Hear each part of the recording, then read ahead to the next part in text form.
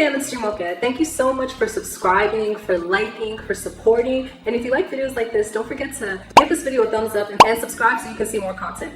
So, the curly girl method, aka the CG method, aka my favorite method. And I know you guys hear me talk about this a lot, so I just thought today I would kind of just break down everything in detail. So some quick background info about this method. This method was invented by Lorraine Massey of Diva Chon, Salons, Diva Curls. If you guys have heard these terms, she's the mastermind behind that. So she invented this method for wavy, curly, kinky hair girls who did not know what they was doing with their hair, and for them to embrace their natural curl pattern as well. So what exactly is the curly girl method? The curly girl method involves avoiding products that build up, such as silicone-based products, and avoiding sulfate-based cleansers as well. So most hair products in general have silicones in it, and silicones, what they are, they give products more slip, they give hair shine, they lock in moisture and lock out moisture as well. They are very beneficial when it comes to straightening or stretching your hair to prevent it from reverting back. So silicones do a lot of different functions. So silicones have all these benefits. Why avoid them? One word: build up. Most silicones are not water soluble, which means that they cannot be rinsed out in water. And they require harsh shampoo, most likely containing sulfates, to remove them. So what ends up happening with curly hair is that since our hair is naturally dry, we use products with silicone on our hair, but silicone locks out moisture and dries it out even more. To remove the silicones, we have to use a sulfate-based shampoo to remove the silicone. So it creates this perpetual cycle of dryness with curly hair, which is what the curly girl method aims to combat. So that's just the basics. With full curly girl, it requires frequent co-washing depending on your hair type, according to the book. So according to the book, I have fractal curls. That's the tightest, small, tiny curls. So for my type of hair, I would have to co-wash more frequently just to keep my hair moisturized and hydrated. And once you're done washing your hair, curly girl method requires that you lock your curls in place with the gel. So with the non-drying, silicone-free gel. And also, if you're doing full curly girl, it encourages the elimination of heat tools of any kind. So straightening your hair, blowing your hair, they call it blow frying. All that stuff needs to be avoided and eliminated with the full curly girl. But if you're not doing it by the book, then you would most likely just be doing a modified version of the curly girl method. So who can benefit the most from the curly girl method? I feel like anyone with texture in their hair, whether wavy, curly, kinky, can benefit from the curly girl method. I feel like people, especially with kinky, low porosity hair, can benefit the most because it discourages buildup and it encourages moisture retention. So I feel like, especially you with low porosity, this is a great method for you to try. Okay, so how to start the curly girl method? Talked about the basics, we've talked about the background. If you're trying to go curly girl, I would suggest that you shampoo your hair for one last time with the sulfate shampoo, just to make sure that your hair is clean from any type of silicone, any type of debris, and shampoo your hair and then start the method. And also, I would suggest to get a trim as well. Okay, so now, how do we determine if a product is curly girl friendly or not? First, we have to read the ingredients and determine if the ingredient is water soluble or not. The first type of ingredient to avoid is the obvious silicone. Usually, they're easy to spot because they have an ending of cone, conal, zane. Usually, if you see an ingredient with that in it, that's usually a silicone. For example, you have dimethicone, you have trimethicone, you have cyclomethicone, dimethiconal, and cyclopentacillazane.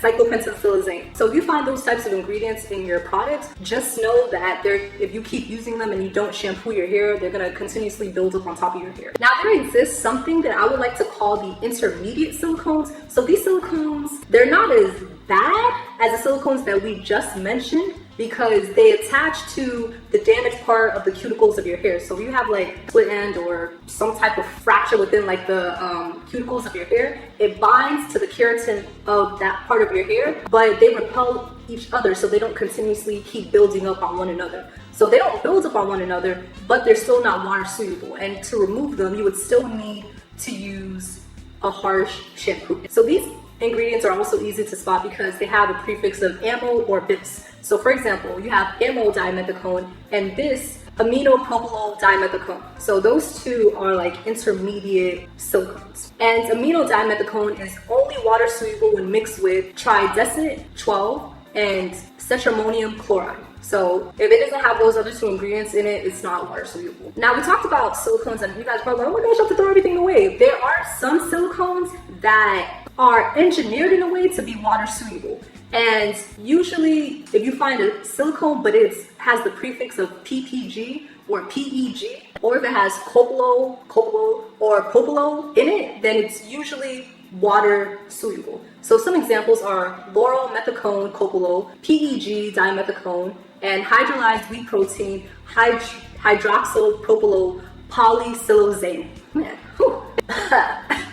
These ingredients are a go and are currently approved. So now we're going to talk about ingredients that are not silicones, but they're still not water soluble, but they're not water soluble either. So some examples are like waxes, like beeswax, candela wax, castor oil, petroleum jelly, mineral oil. All of these fall within these categories and are not water soluble, even though they're not silicones. But emulsifying wax and PEG hydrogenated castor oil is okay and does get a thumbs up for this list because they are water soluble. Okay, so now we talked about products that can build up. Let's talk about Let's talk about ingredients that can strip. Okay, so you want to avoid shampoos that have sulfates in them, and they're easy to spot as usual because they have sulfate in them or they have sulfonate in them. So some examples are sodium lauryl or laureth sulfate and amino lauryl and laureth sulfate. These are really harsh products and they can strip everything. They will take out the combs, everything. Like they will really get your hair clean, but they will dry out your hair with long-term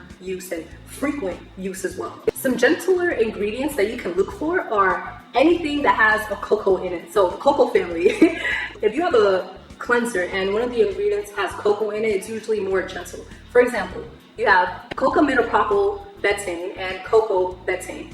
These ones are pretty, they're more gentler than SLS sulfates and such. So the last category that I want to talk about is drying alcohols. Drying alcohols don't build up on your hair, but they do dry out your hair, especially with long-term use. So drying alcohols, you can usually find them in gels, mousses, hairsprays, and some other styling products. So some examples of that is denatured alcohol, witch hazel, ethanol, SD alcohol, and SD alcohol 40. All of these are drying alcohols and just avoid them in your ingredients. Now with all that being said, not all alcohols are created equally because there are some alcohols that are referred to as fatty alcohols and actually beneficial, especially for curly hair, and you should have them in your ingredients, or you should look for them in your ingredients. So some ingredients such as cetearyl alcohol, cetyl alcohol, lauryl alcohol, lanolin alcohol can all be of benefit to curly hair and get a stamp of approval from the CG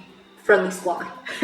So that's it. So now you are ready to go take over the world one curl at a time. And I know it can seem really overwhelming at first, but once you get the hang of it and you're able to spot different ingredients, like it gets a lot easier over time. And I recommend anyone to buy, if you're trying to go full curly girl, I do recommend you to buy the book. But if you're not trying to go full curly girl and trying to modify it, then the book is not completely necessary, but it's still a great read. And it's a lot easier to go curly girl now because so many natural hair, or just so many hair companies are catching on and are tailoring their products more towards CG friendly. So for example, hair care product lines such as Shea Moisture, Diva Curl, Giovanni, Kinky Curly, Oyen Handmade, Trader Joe's, As I Am, Camille Rose Natural, Aubrey Organics, and Jane Carter are all wonderful curly girl friendly product lines, and they're usually available at your local Target, Trader Joe's, Whole Foods, Walmart, etc. You might not find them all in the same place, but